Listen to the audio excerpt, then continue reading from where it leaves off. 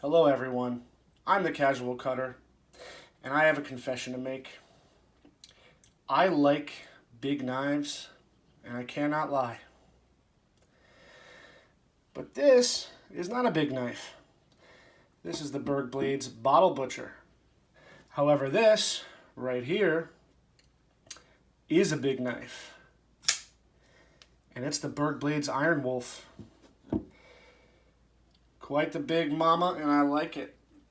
So, today we're going to get into this knife that I've carried every day for the past 5 days and get a little bit of back history on it. If you've never heard of the Iron Wolf from Berg Blades.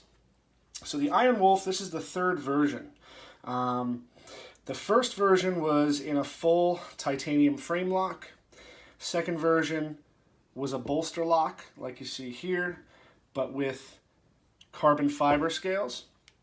And the third version that you see before you is the micarta version, bolster lock.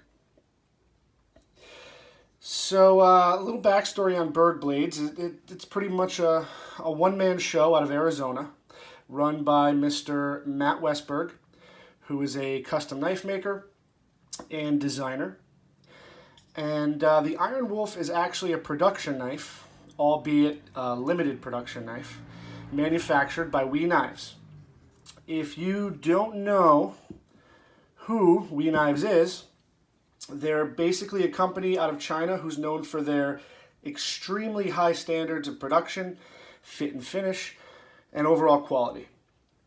This is why they're actually the go-to for pretty much the majority of independent makers and designers who can't or who want to offer a production folding knife that the average knife enthusiast can actually realistically obtain and get in their hands.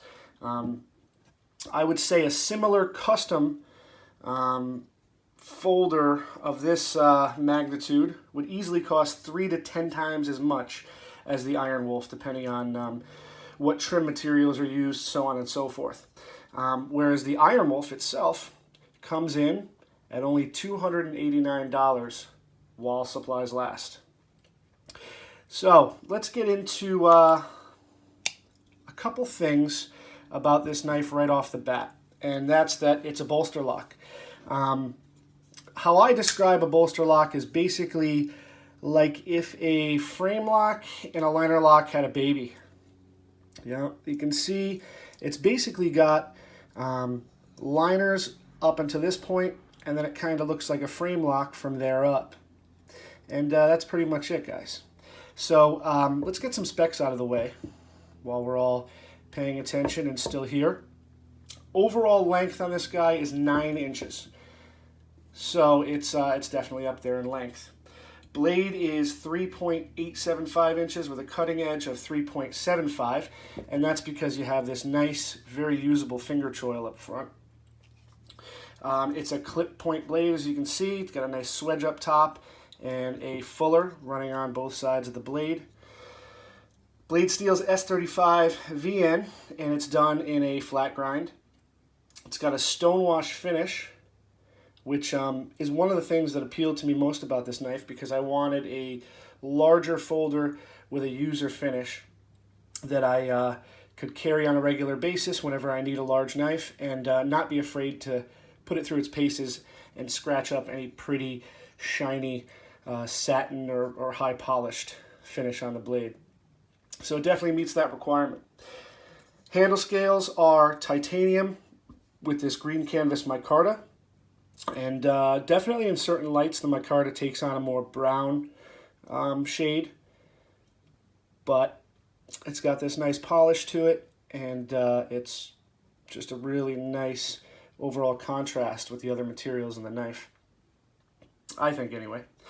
The titanium is a gray blast and stonewash finish, as you can see, which also gives it, in my opinion, a nice worker finish. You're not going to be afraid to scratch this knife up, that's for sure. Which I definitely like to have a couple knives like this laying around for daily users and such.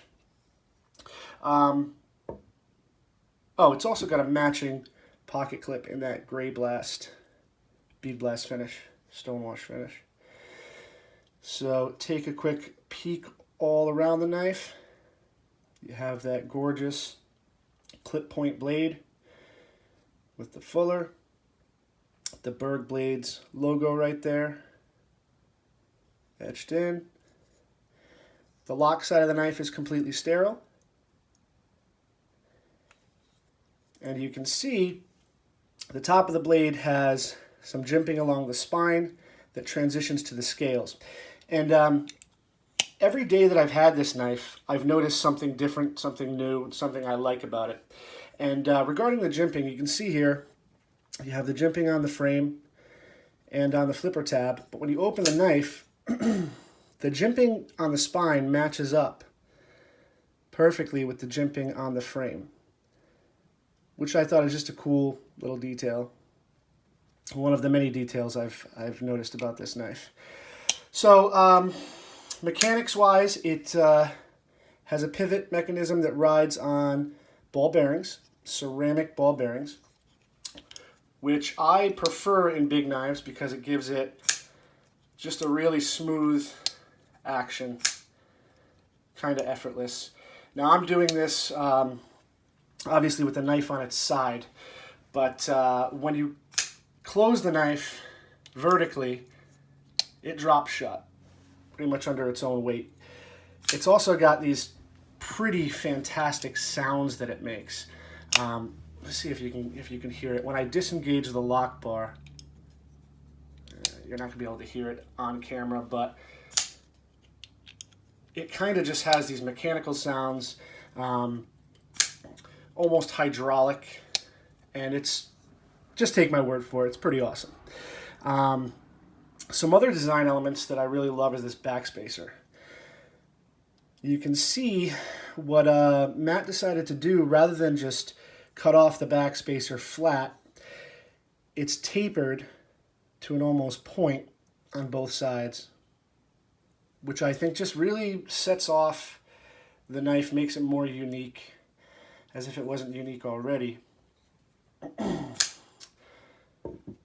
So, plenty of little surprises there. Now, I mentioned before about WE knives' fit and finish and overall quality, and you can see here with the bolster lock, for instance, everything fits just perfectly, and you know, everything's smooth. It's a beautiful transition between the frame and the scales.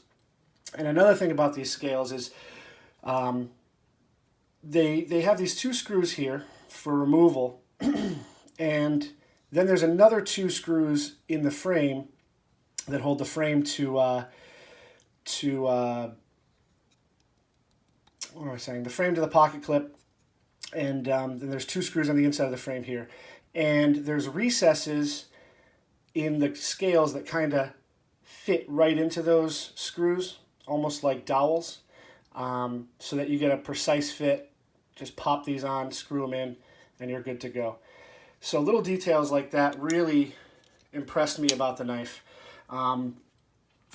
As you can see, it is a flipper only. Now, you have this pretty large flipper, but it's definitely warranted because, I mean, there's just a ton of mass that you're going to have to flip out. Detent, I think, on this knife is perfect. I think it's perfectly tuned for the size of the knife and the mechanics of the knife. And as you can see, it performs like it's dialed in.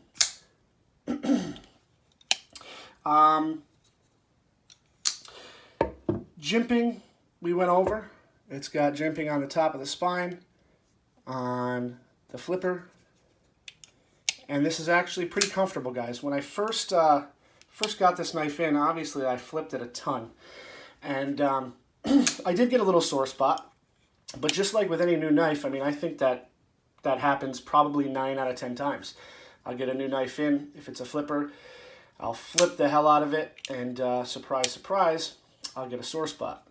But after the first day or so, I kind of got my groove with this knife, and I figured out where I was most comfortable with flipping it. Absolutely. And it did not become a problem. So, if you're into big knives, I mean, I am, obviously, but let's do a little size comparison with a Spyderco PM2, which you can see the PM2 is not a small knife, but it's definitely showing its size difference right here. What else do I got? A ZT0630, which is also a fairly large knife, and a Koenig Arius. So as you can see, all four of these are really larger knives, larger folders, and I would say they're all pretty much in the same size range, but the Iron Wolf is definitely the largest knife on the table. But that's cool with me, because if you're in the market for a small EDC lightweight carry, you're not going to be looking at this knife. However, there is a smaller version called the Iron Pup, which you might want to look into. So I guess overall, my thoughts on this knife are that I absolutely love it. I love the fit and finish. I love the action. I love the ergonomics and the way that it feels in hand. You can choke up using this forward finger choil. The jimping is placed very nicely. It's just comfortable to use, and it actually carries surprisingly well. I don't have any issues carrying this in. I was wearing some Dickies work pants for a while, jeans and cargo pants, and had no issues with this guy. If it's in dress slacks, however, you're going to have a problem at about 6 ounces overall, and a 9-inch knife that's not deep carry. As you can see there, about that much of the knife sticks up out of the pocket. So, but besides that, I honestly don't have an issue carrying this knife. Like I said, if you're into smaller knives, this is just not going to be on the table for you, not a consideration. Let's get some close-ups there on the pivot screw, lock bar, that transition between the titanium and the micarta. Nice milled pocket clip. It's stiff. It's definitely a stiff clip.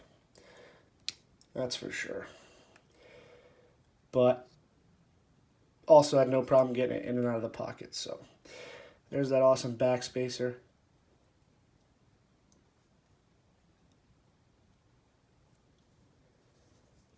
And that lockup. Oh, guys, another thing I forgot to mention is little details, right? In the frame, there's this milled cutout for your finger to land on the flip. And that adds to the comfort of using this thing over and over again. And what's great is if you turn the knife around, you have a matching cutout on the lock bar. Get your finger right in there, close the knife up, super easy. So little details like that built into the design of this knife really just kind of blew me away on my expectations from just seeing pictures. I didn't really notice all the little details that go into this knife. So I would say overall, I'm 100% happy with the decision to go with this as my most recent acquisition. That is definitely for sure. So guys, if you're in the market for a large, obviously large, beefy flipper, I would definitely say check this out, consider it, do some more research on it. But I love this knife and I'm keeping it forever. Now, the only issue that I found, and there's really just one, I had no issues with the overall fit and finish, no issues with design and capability, no issues with any of that. The only thing is I noticed around day 3, the pivot screw had loosened up just a little bit and caused the blade centering to drift over. and by result getting a little bit of side-to-side blade play. Now that's normal if a screw loosens up for that to happen. I put some blue Loctite on there, and it wasn't an issue. Actually reached out to Matt, and he was gracious enough to let me know that if I need a replacement pivot collar or pivot assembly, he would send one out. So I'm not worried about that at all. Basic folding knife mechanics will tell you that if you loosen the screw, you're gonna adjust blade play and centering. So it's an easy fix, and I did some research online, and no one has ever reported that same issue, at least anybody that I've heard of and talked to about the knife. And Matt had backed that claim up as well, saying that it's definitely not a normal thing. So I can live with it for now, and if I need to, I'll get a new pivot. But so far, so good with the Loctite.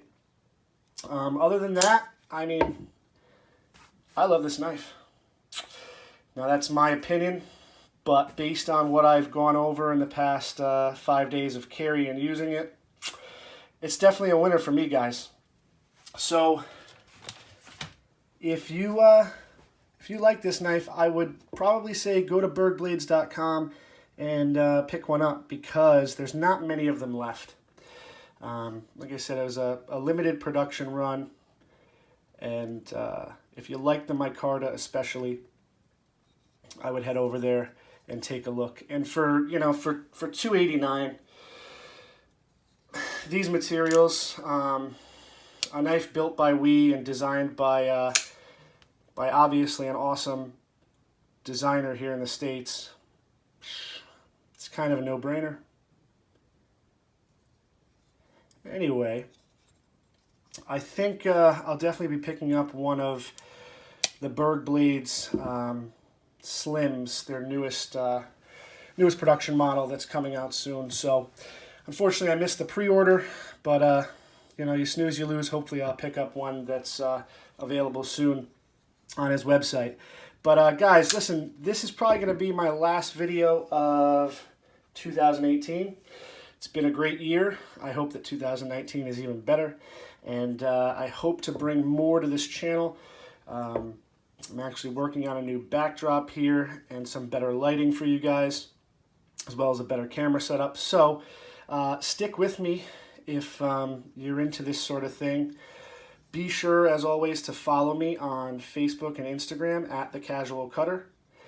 And if you like this knife, or you like this video, or you have anything to say, including any questions, feel free to drop into the comments and let me know what you think, or any questions that you have. And as always, I'd like this channel to grow so that I can add more and more content on a regular basis. So if you like the video and you like what I'm peddling here, be sure to subscribe, and I'll catch you guys on the next one. Casual Cutter out.